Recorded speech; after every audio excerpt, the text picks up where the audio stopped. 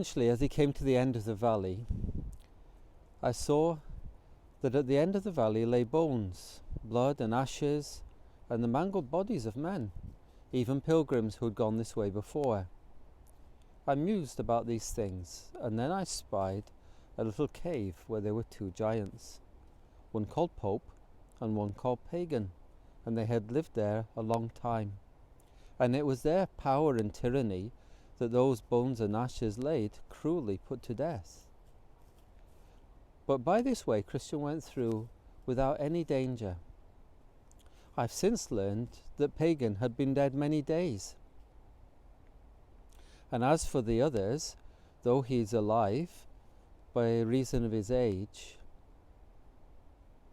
he's a bit crazy in his joints, and he can do little more than sit in the cave mouth grinning at pilgrims as they go by. I also saw that as Christian went on his way, old man sat in the mouth of the cave.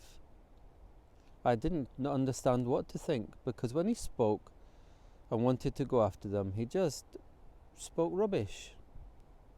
"You'll never mend till you're burnt," he said, and then he held his peace. Christian went on and sang, "Wonder of wonders, I can say no less, that I should be preserved in that distress that I have met with here. O blessed be the hand that delivered me." Well, we're still on our pilgrim path. As John Bunyan describes, pilgrims travel. Christians travel on the pilgrim way. And his travel, especially through the valley of the shadow of death, he finds hope there. The faithfulness of other Christians, the Bible, and he puts his trust in the living God and doesn't turn back. And of course eventually he comes through it. You know, it is just the shadow of death. It's not death itself, it's just its shadow. It's just the fear of it and the uncertainty of it that can grip someone so deeply and powerfully. And at the end of that valley of fear are three adversaries. The first one, very typically John Bunyan, is the Pope, ceremony and dead religion. And that has slayed many a person.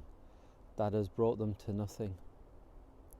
And then secondly was paganism, which John Bunyan pronounces as dead.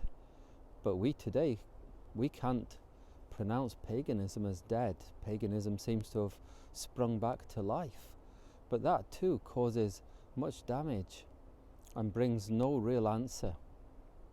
And then the third is the old man, his old self, the old inner me, and he just shouts and says you're unworthy and you don't deserve anything. These trials that befall Christian are trials that we understand, for they befall us. As we travel through this world and are confronted with our mortality, where do we look? Do we walk faithfully and trust in the living God and seek to be with him? Or do we turn to dead religion or paganism? Or do we just fall and stop because the old inner man, the old inner me says you're unworthy? Well, Christian continued. He was faithful and he kept going. And God blessed him and he held on to God's promises and he walked through the valley of the shadow of death. And that's the answer, isn't it? Be faithful, keep walking, trust God's word, and he will see us through. Well, from me and my little friend here on the pilgrim path, have a good day.